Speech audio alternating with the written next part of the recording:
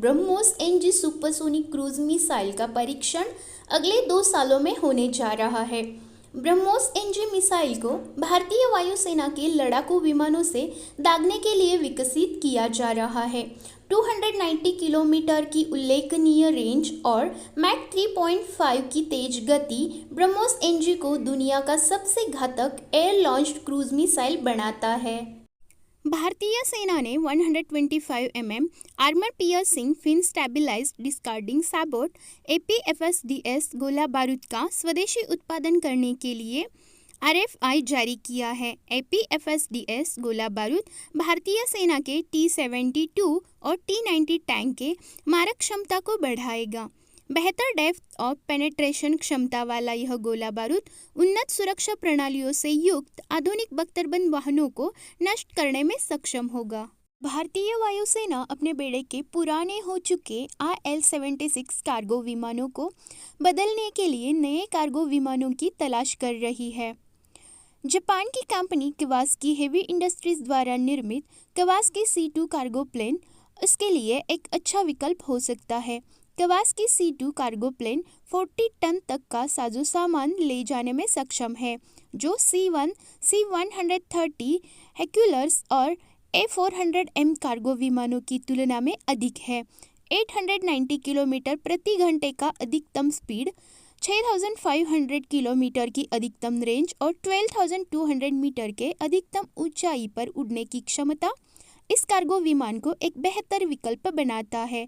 अंतर्राष्ट्रीय सहायता अभियान सैन्य परिवहन, सैन्य साजो सामान का परिवहन और मेडिकल सहायता की निकासी इन कामों में कवासाकी C2 कार्गो प्लेन का उपयोग किया जा सकता है। भारतीय सेना सारंग अंतर्गत अपने आर्टिलरी मॉडर्नाइजेशन प्लान के अनुसार 400 नई 155 mm to 152 calibre artillery guns खरीदी करने जा रही है। 7,000 करोड़ की इस डील में खरीदी किए जाने वाली गन्स संपूर्ण रूप से भारतीय बनावट की होने वाली है। भारतीय सेना अपने बेड़े में ऐसी कुल 1,200 गन्स शामिल करना चाहती है, पर बजट की कमी की वजह से पहली बैच में 400 गन्स खरीदी की जा रही है।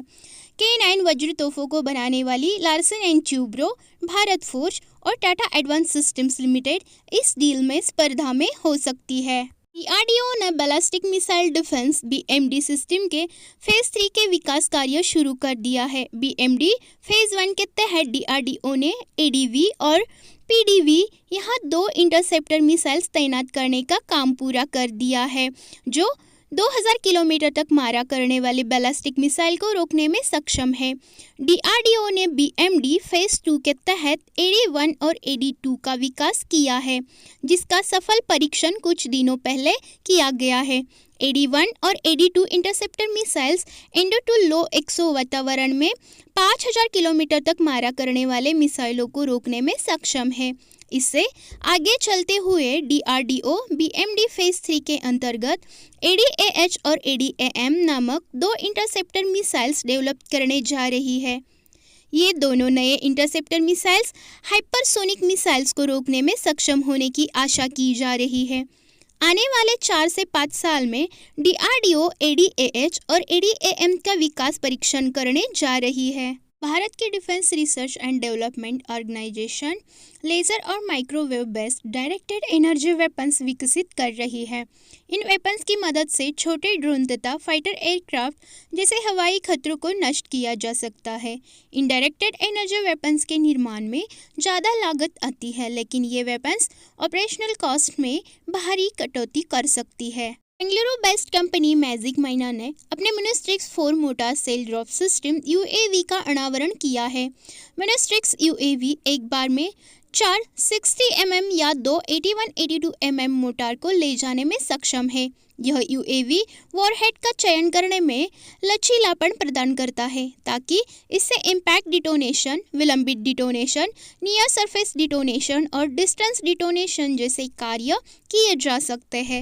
इलेक्ट्रॉनिक वॉरफेयर को काउंटर करने के लिए इसमें जैमर जैमिंग सिस्टम का इस्तेमाल किया गया है।